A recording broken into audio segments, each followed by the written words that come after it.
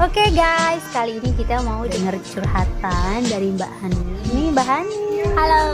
Sempet lihat-lihat di Facebook cover lagu gitu ya. Nah, gimana ceritanya tuh kok bisa cover lagu dan mengena bagus banget gitu. Perasaan Iya, powerful gitu. Kayak orang udah bisa nyanyi. Emang bisa nyanyi dari awal apa gimana? Sebenarnya sih dari awal memang nggak bisa nyanyi sama sekali, cuma asal-asal nyanyi, asal-asal mau cover. Sebenarnya dari sebelum ada masalah memang rencana awal memang mau cover lagu itu kan, nggak banget sama lagu itu. Dan hasilnya bagus, kayak masuk banget ke dalam lagunya, menjiwai gitu loh. Mungkin pas rekaman lagunya itu lagi galau. lagi galau, bener-bener sakit hati. Pas rekaman itu ya bener-bener itu saya gitu, bukan jadi orang lain. Itu pun take vokalnya beberapa kali ngulang-ngulang karena memang kan dasarnya memang tidak bisa nyanyi gitu. Itu bukan langsung sekali plak Karena langsung sakit jadi. hati lalu bisa nyanyi ya.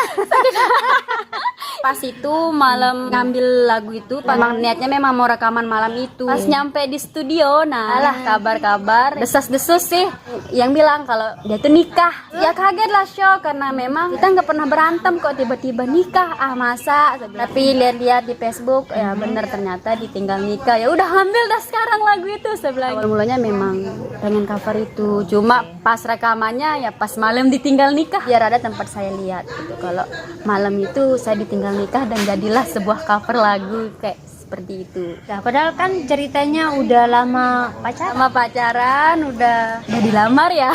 Pacaran sih udah 3,5 tahun sampai dia memutuskan untuk datang ke rumah minta sama orang tua. Tapi orang tua ya mungkin nggak tahu kan namanya orang tua, karena seperti saya juga tahu alasannya dia pergi itu setelah dia nikah. Jadinya ada cerita-cerita katanya bapak yang minta banyak alasan dah dia pergi itu. Tapi saya taunya setelah dia nikah gitu. Kalau kita ngomong kan pasti ada solusi. Iya, Kita ini rembuk lah apa. saya maunya itu ya kita terbuka gitu. Oh saya nggak mampu atau memang saya mau nikah bulan ini karena udah terlanjur cuti seperti alasannya di orang-orang. Tapi ini sama sekali nggak ada komunikasi ke kita, ke keluarga aku nggak ada sama sekali. Jadinya setelah dilamar plek ngilang, tahu-taunya 6 hari kemudian dia nikah sama orang lain. Gimana Gitu. rasanya? Shock, sakit, kaget, semua sudah di situ. Kayak 1 minggu yang lalu loh masih jalan, terus kok Jumatnya itu udah nikah gitu. Kok bisa gitu, apa di dalam otaknya itu saya nggak tahu. Jelas ya pas saat itu memang bener-bener shock, Pak. Kalau sekarang sih insya Allah udah ikhlas, udah ridho. Mungkin itu pilihannya dia, itu keputusannya dia.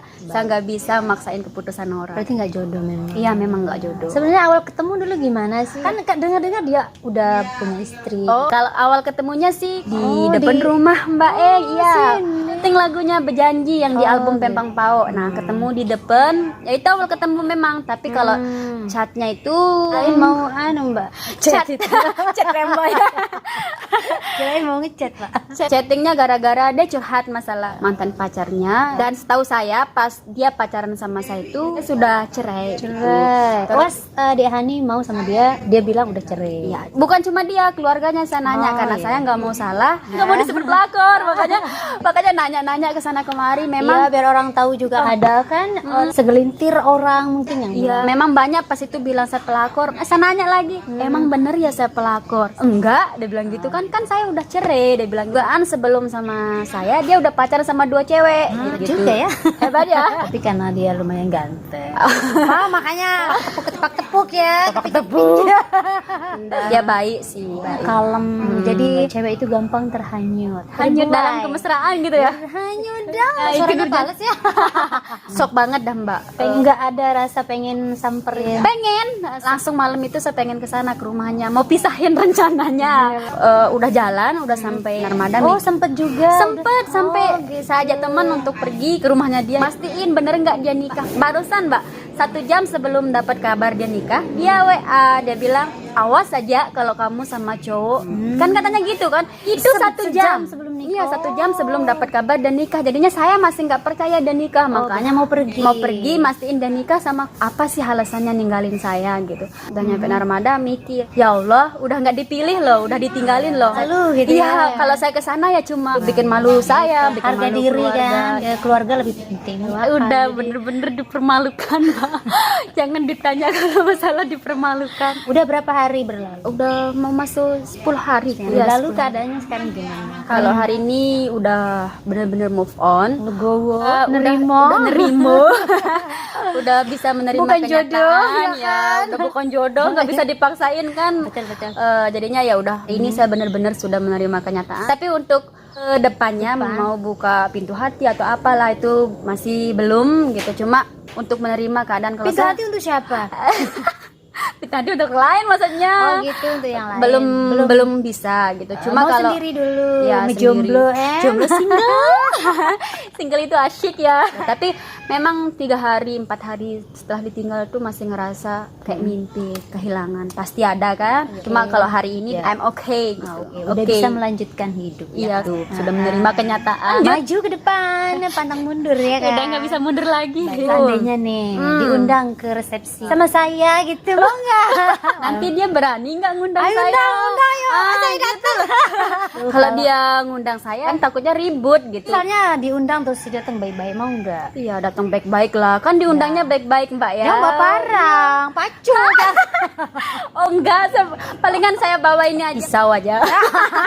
enggak lah. Enggak diundang ya. Itu si mas-masnya nonton, terus si pasangannya nonton. Vlog kita apa yang mau disampaikan? Karena saya nggak pernah ngucapin ya, jadinya nonton, dua-duanya nonton. Oke. Saya cuma mau bilang semoga menjadi keluarga sakinah mawaddah warahmah. Semoga dia jadi yang terakhir. Jangan ada lagi cewek-cewek di belakang yang disakitin hatinya gitu. Doain semoga bahagia aja. Gimana pesan terhadap wanita? Pesan saya sih, karena mungkin ini dari saya ya, pengalaman saya terlalu mencintai, itu aja. Jangan terlalu mencintai sedalam-dalamnya. Jadi sederhana aja kali ya. Pas habis ditinggal jangan terlalu sakit. Perginya itu langsung happy gitu, biar nggak kayak saya gitu kan, lama bisa nerima kenyataan. Lama berarti belum? Udah nggak lama berarti, cepet. Iya, cepet saya kayak langsung liburan, Mbak. Para jomblo-jomblowers yang belum menemukan pasangan, nanti kalau udah nemuin pasangan jangan cepat-cepat memberikan cinta sepenuhnya. Jadi ya sederhana saja. Ujung-ujungnya yang sakit dan menderita itu pasti perempuan. Kalau laki itu cepet move on loh. Maksudnya sekarang dia nemuin yang lain, dia bisa ngelupain perempuan ini yang sulit. Makanya para perempuan itu jangan cepet-cepet tergoda, terbawa rayuan cewek. Kita harus cinta jadi nanti. cepetan. Dia merusak sana. Pergi dah. Belum. Pesan dari kita para wanita-wanita ya kan. Ya, jangan terlalu percaya. Ya, jangan terlalu mudah menyerahkan hati kepada laki-laki. Jangan mudah termakan rayuan omongan gombal. Karena yang akan menderita itu Kita sebagai perempuan. Pasan atau di suatu tempat bisa akrab, bersahabat lagi itu bisa nggak? kalau jadi sahabat ya mungkin nggak bisa ya, Mbak ya. Pasti agak sulit, pasti ada yang canggung. Kalau cuma si hello ya, si hello aja, cuma saling sapa aja gitu. Misalnya Kalau ketemu di jalan, halo gitu ya. Tapi tadi ketemu di jalan kan kamu ya. Ya pokoknya yang penting si hello aja sudah, Mbak. Hello, kalau sahabatan ya nggak bisa kayaknya. Nggak mungkin, karena pasti ada canggung atau enggak nanti istrinya tersakiti. Ya. Ada ini cowok nih mapan nih, ganteng nih. Terus ngelamar gimana? Kalau bulan ini mungkin enggak ya. Tapi tergantung, kalau dia memang cocok sama keluarga. Yang intinya itu saya orang tua. Saya selalu utamain orang tua. Kalau orang tua say yes, ya saya yes gitu. Orang tua bilang no, ya nggak mungkin gitu. Nggak mau paksain orang tua. Ini memang hidup saya, tapi saya tetap tergantung sama orang tua gitu. Kalau memang orang tua saya percaya sama, misalnya yang mau datang ngelamar nih, ya sama dia itu baik ini. Tapi saya nggak ada perasaan gitu. Saya bakalan coba buat naruh perasaan, menomorsatukan orang tua itu ya. Entah itu masalah keuangan, masalah apapun, selalu ngutamain orang tua.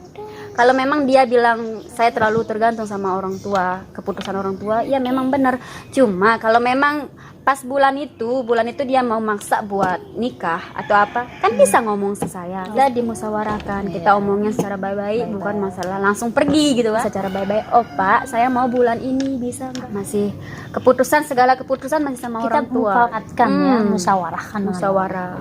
Itu sebenarnya anak yang baik loh, berbakti. Karena orang tua itu nggak akan pernah bisa digantikan oleh siapa. Enggak. Orang tua cuma satu di dunia ini. Kalau cowok kan 1000, bisa Banyak. kapan saya gantikan. Orang tua nggak akan pernah bisa digantikan. Tapi alhamdulillah orang tua ngerti masalah perasaan saya. Malah yang kemarin yang lebih shock mereka, bukan saya. Kenapa nggak balik lagi? Kenapa nggak nanya lagi? Gitu pertanyaan dari ibu Seandainya saya. mereka kurang setuju dengan Iya. hasil musyawarah, bisa Iya, dimusyawarahkan kan lagi. bisa lagi. Makanya yang lebih shock itu orang tua saya kemarin. Kayak kita kayak dimain-mainin gitu. Kalau memang maksa buat nikah bulan itu ya bisa, tapi kan ngomong. Orang tua saya itu termasuk orang yang sangat baik loh, sampai ngasih pengertian banget sama saya itu. Jadinya apa salahnya buat ngomong lagi ke orang tua saya. Miscommunication Iya, kayaknya. miscommunication. Iya, bener dah. Lost kontak gitu ya. Jadi seperti itu kisahnya Iya, ya. seperti Awalnya itu. mengcover lagu, memang itu adalah cerita dan pengalaman pribadi. Lagunya sekarang jadi agak-agak viral. Nah, sekali kayaknya ya orang yang bagi-bagiin, karena mungkin mereka simpatik. Kan orang-orang taunya pacaran sama penggemar saya. komunitas penggemarnya itu Irisan itu, tapi sekarang udah kita tutup risannya karena ya walaupun mau dilanjut masukin sumur jadi tutup terus ya. tutup ya. Nggak, tinggal Hans sekarang. Risnya udah pergi. Oh gitu. Risnya udah pergi. Tinggal Hansnya. Aku ngerti ya. Makasih banyak buat teman-teman yang sudah support saya, udah bener-bener ngedukung sampai inbox saya itu full sama teman-teman semua. Terima kasih banyak. Bisa disebut satu persatu, yang jelas terima kasih banyak, terutama buat teman-teman grup dulu Risan. Kasih karena masih stay sama kita. Mungkin teman-teman yang peduli itu udah pernah ngerasain gitu. Ada banyak mbak yang pernah ngerasain katanya. Ini Aku enggak. terima kasih sudah support saya, terima kasih buat semuanya, termasuk Mbak Erni loh yang pertama kali. Terima kasih banyak, selalu oke. ada di saat benar-benar terpuruk gitu. Mbak Eng selalu ada. Tadi Hani juga semoga kedepannya bisa berbahagia, move on, dan lebih bahagia dari sekarang. Kasih orang yang lebih baik lagi. Jodoh yang lebih sempurna. Jelas yang terbaik lah, Yang lebih baik. yang lebih baik dari dia gitu. Udah sekian dulu ya vlog kita Adik Hani. Iya. Terima kasih atas waktunya, Sama-sama. curhat-curhatnya. Sharing ya. Ya, sharing-sharing. Plong sekarang plong bener. Ya, kedepannya bisa sukses. Amin. Oke, semuanya sukses, penonton juga sukses, ya kan? Terima kasih udah menonton. Terima See you, kasih. bye-bye.